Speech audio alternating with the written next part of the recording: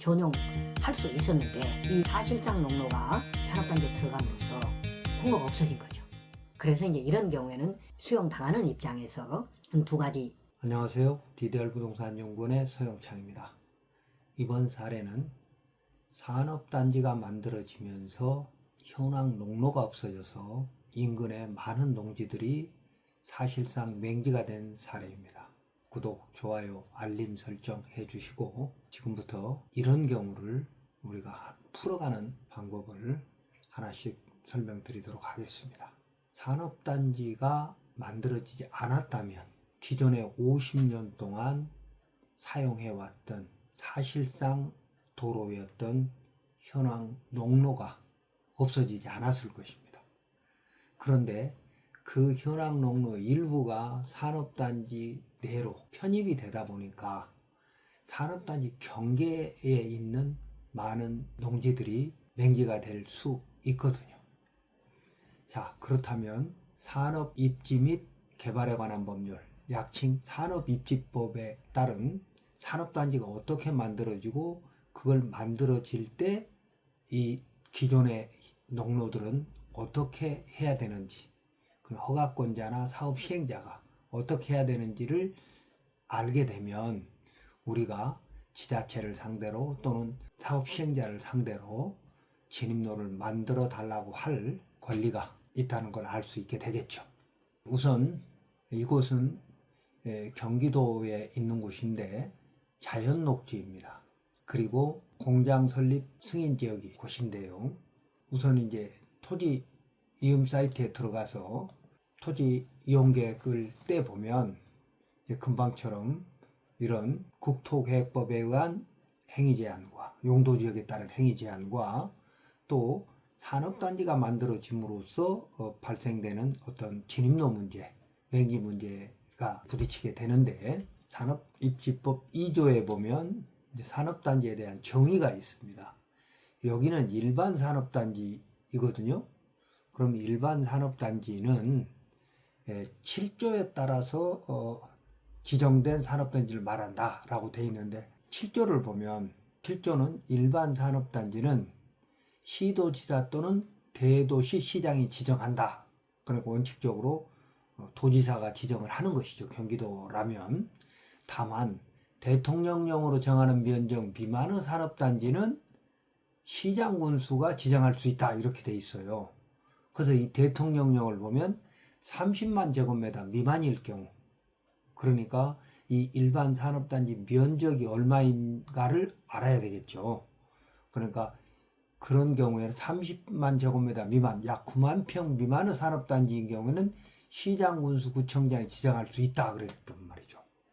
그러니까 지정을 해야만이 산업단지가 만들어지는 거고 또 그에 따른 어떤 수용권이 발동할 수 있기 때문에 지정권자가 누구냐가 이제 굉장히 중요한 건데 도지사가 아닌 이제 9만 평 미만인 경우에 아니라는 것을 알 수 있고 또 이걸 지정을 할 때는 산업단지를 지정을 할 때는 산업단지 개발계획을 만들어서 지정권자에게 지정을 요청하게 되죠.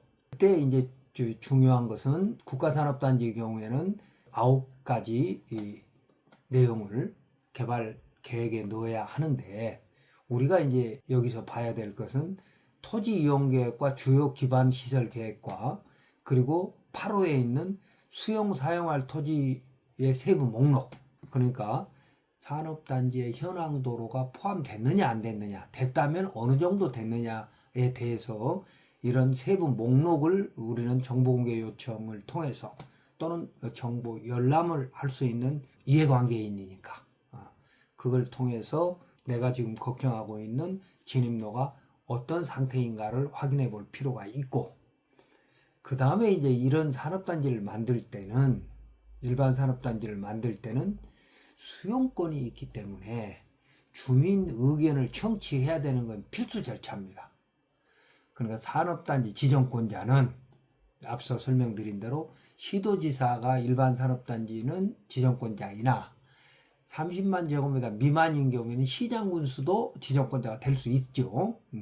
그래서 지정하거나 중요한 사항을 변경할 때에는 이를 공고하여 주민과 관계 전문가의 의견을 들어야 하고 의견이 타당하다고 인정될 때 이를 반영해야 한다라고 되어 있습니다. 그러니까 주민이 이걸 이제 공고해서, 그러니까 허가권자인 도지사 또는 시장 군수가 일반 산업단지를 지정하겠다고 공고해서 주민들의 의견을 듣고자 할 때 참여해가지고 거기서 준 개발계획과 개발계획을 요약해서 참석한 주민들한테 주도록 돼 있거든요. 근데 그걸 받고 또 사업 시행자 또는 지자체가 설명하는 내용을 거기서 들으면서 내 현황 농로가 없어지는 것에 대해서 어떻게 대응할 건지, 사업 시행자 또는 지자체는 어떻게 대응할 건지를 얘기하는 것이 가장 빠른 방법이었던 것이죠. 그런데 이 사례는 그걸 이제 놓쳤다는 거죠. 그리고 이제 민간 기업도 산업단지를 지정 요청할 수 있다라고 산업입지법 11조에 돼 있고요. 그 다음에 이제 또 하나 참고하실 것은, 만약에 이 산업단지가 지정된 지 3년이 됐는데 개발 실시계획 승인을 받지 않았다면 해제되는 거거든요. 해제된 것으로 본다라고 되어 있습니다. 그러니까 일반 산업단지는 3년이거든요. 해제된 것으로 본다. 그러니까 자동 실효되는 것인 거죠. 그래서 이 산업단지 지정 고시된 후에 개발 실시계획의 승인 신청이 3년이 지났는지 안 지났는지, 그러니까 이것도 이제 중요한 사항이 될 거고요. 그 다음에 이제 21조에 보면 다른 법령에 의한 인허가 의제라 그래서 이렇게 산업단지 승인을 하게 되면 거기에는 뭐 임야도 포함될 수 있고 농지도 포함될 수 있고 국공유지도 포함될 수 있고 사유지도 포함될 수도 있고, 그러니까 34가지의 허가가 사업 승인에 의제 처리됩니다. 허가권자가 사업 시행자가 제출한 34가지 허가 서류를 전부 검토해서 일괄해서 처리한다는 것이죠. 그 중에 이제 대표적인 것이 21조 1항 1호에 보면 도시군 관리계획을 결정한다. 그러니까 도시군 관리계획이 변경이 필요하면 결정을 하고, 그 다음에 국토계획법 56조에 따른 개발행위 허가를 한다고 되어 있습니다. 그러니까 이 개발행위 허가가 사업 승인에서 가치되거든요.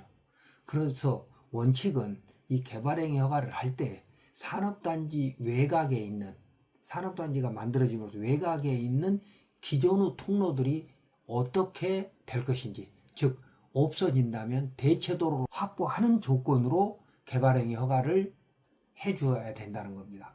그러니까 여기는 의제 처리니까 개발행위 허가 부서에서 산업단지 지정권자, 지정하는 부서에서 협의 의견이 오면, 여기는 이 경계에는 이런 도로가 없어지게 되니까 이 부분은 공익 및 이해관계인의 보호 차원에서 이렇게 대체도로를 확보해야 한다. 또는 대체도로가 확보되는 조건으로 개발행위 허가를 한다. 이런 내용들이 들어있다는 것이죠. 만약에 들어있지 않으면 지금이라도 지자체에 고충민원을 내가지고 지자체가 그 사업 시행자에게 추가로 또는 변경 허가를 할 수밖에 없다는 거죠. 그리고 이제 22조에 보면 수용에 대한 내용이 나옵니다. 그러니까 일반 산업단지를 지정 신청을 해가지고 지정권자가 지정해갖고 고시를 하게 되면 그것은 공익사업을 위한 토지의 취득 및 보상에 관한 법률, 약칭 토지보상법이라고 합니다. 토지보상법에 의한 수용권이, 그러니까 물론 협의 취득을 하고 협의 취득이 안 되면 이제 이의가 되면 이제 재결을 통해서 이제 수용을 하게 되는데, 그 절차를 밟을 수 있는 것이 지정 고시가 있는 때, 그러니까 이 산업단지 사업계획이 산업단지 지정권자로부터 지정해서 고시가 됐다면 토지보상법에 의한 사업 인정 및 고시로 봐가지고 사업 시행자에게 수용권이 있다라고 봐야 되는 것입니다. 그렇기 때문에 이제 협의 취득을 하게 되고 3개월 정도에 걸쳐서 협의 취득을 하는데, 그렇게 해서 협의 취득이 안 되면 이제 수용을 재결 신청을 해가지고 토지보상법에 수용을 하게 되는데, 재결을 신청할 때는 이 사업부지 내에 50% 이상의 토지를 확보하거나 아니면 사용 동의를 받아야만이 재개발 신청을 할 수 있다라고 산업입지법에 되어 있습니다. 그래서 이제 이런 부분들에 대해서 우리가 이제 기본적인 걸 알게 되면 그 다음에 이제 시청에서 또는 군청에서 일반 산업단지를 지정 고시할 때 어떤 절차를 밟아서 했는지에 대해서 이제 정보를 열람을 할 수 있고 또 공개를 우리가 신청을 해가지고 각종 서류를 검토할 수 있는 거죠. 그때 아까 말씀드린 대로 현황 농로에 대해서 처리가 어떻게 됐는지를 알아서 이 산업입지법에 의한 산업단지를 허가해주는 부서, 사업 승인을 해주는 부서에 가서 지금 진입로 문제를 해결해 달라고 할 것인지 또는 개발행위 허가에서 어떤 협의 의견을 냈는지 적어도 2개 이상의 부서에 가서 우리의 권리를 찾을 수 있도록 해야 하고, 그것이 이루어지지 않으면 사업 시행자나 사업 승인권자인 도지사 또는 시장군수, 9만 평 미만은 시장군수라 그랬죠. 로부터 안 이루어지면 이제 그 지자체의 감사부서에 고충 민원을 내고, 그 고충 민원이 해결이 안 되면 그 다음에 이제 권익위에 우리가 고충 민원을 내서 처리하는 방법이 있을 것이고, 또 이제 소송을 통해서 행정심판이든 행정소송이든 할 수 있는데, 어쨌든 우리한테 어떤 처분이 있어야만이 그거에 대해서 우리가 자기 부작위 또는 뭐 부담 뭐 이런 것들을 사업 시행자한테 또는 사업 승인권자인 지자체 장에게 요구할 수 있기 때문에 이제 그런 부분들에 대해서 우리가 사전에 자료를 이제 확보해야 된다는 것이죠. 그래서 우리가 이제 보면 산업입지법 21조에 보면 개발행위가 의제를 한다고 되어 있기 때문에 이 부분을 개발행위가 운영 지침, 개발행위가 운영 지침은 도시계획 조례에 정해져 있는 것과 충돌할 때는 도시계획 조례가 우선이지만 도시계획 조례에 정해져 있지 않는 부분은 개발행위 운영 지침을 적용하되, 이건 지침이라 하더라도 법률과 같은 효력이 있다라고 대법원이 유권 해석을 하고 있으므로 이 개발행위 운영 지침에 보면 2-1-7 허가 처분 및 통지 그래가지고 허가권자는 개발행위에 따른 기반시설의 설치 또는 그에 필요한 용지 확보, 위해 방지, 공익, 환경오염 방지 등에 관한 조치할 것을 조건으로 개발행위를 조건부로 허가할 수 있다라고 국토계획법 57조 4항에 근거해서 이런 지침이 있거든요. 그러면 이제 어떤 경우냐면 공익상 또는 이해관계인의 보호를 위해 필요하다고 인정될 경우에는 조건부 허가를 하라고 돼 있단 말이죠. 그러니까 지금 산업단지가 안 왔다면 전혀 문제가 되지 않을, 아까 이제 이 부분인데, 이 부분에 우리가 항공사진을 보면 이 부분입니다. 지금 여기는 이제 1974년도 항공사진인데요. 지금은 이제 훨씬 더 정비가 돼 있지만 지금 여기가 2차선 도로처럼 보이죠.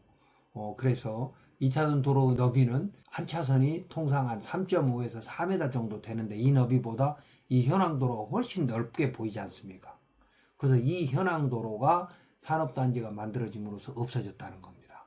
그래서 적어도 4m에서 한 6m 정도의 현황도로가 있었던 곳인데 산업단지가 만들어지지 않았다면 이 길을 이용해서 이 주변의 농지들이 전혀 영농이나 또는 뭐 이 농지를 다른 목적으로 전용할 수 있었는데, 이 현황 농로가 사실상 농로가 산업단지에 들어감으로써 이제 통로가 없어진 거죠.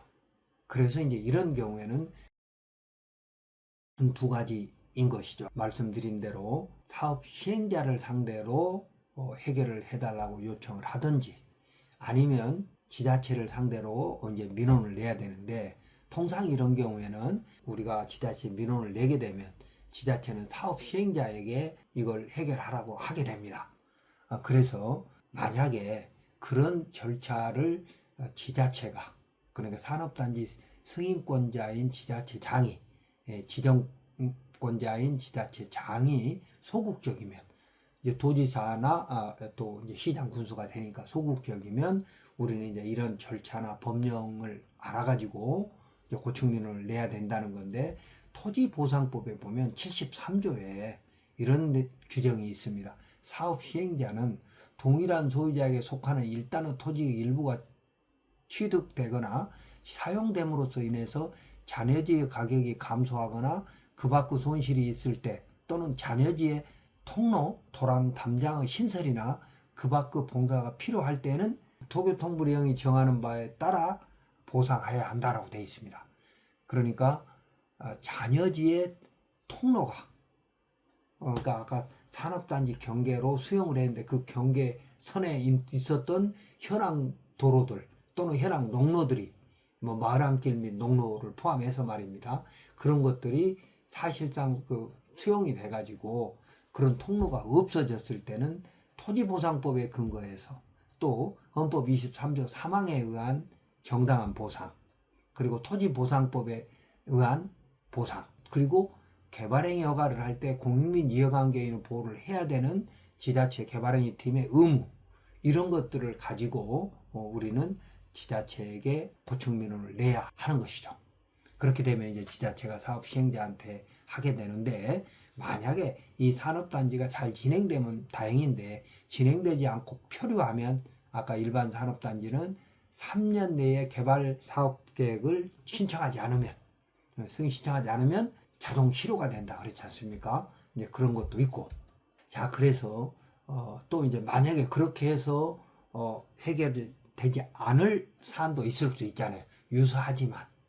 이제 그럴 경우에는 현황 농로 바로 옆에 있는 토지 소유자한테 소송을 통해서 주의토지 통행권을 근거해서 소송을 통해서 이제 농로를 만들어 가지고 영농 또는 건축법 진입로로 사용할 수 있는 방법이 있을 겁니다.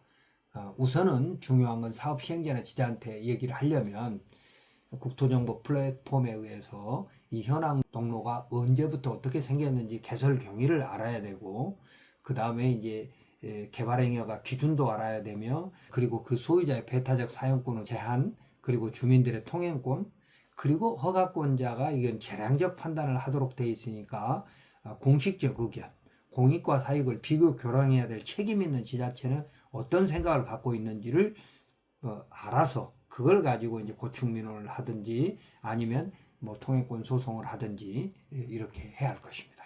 자, 이런 내용에 대해서 더 구체적인 법률이나 대법원 판례 등을 공부하시려면 저희 전문 용어를 통해서 공부하시기 바랍니다.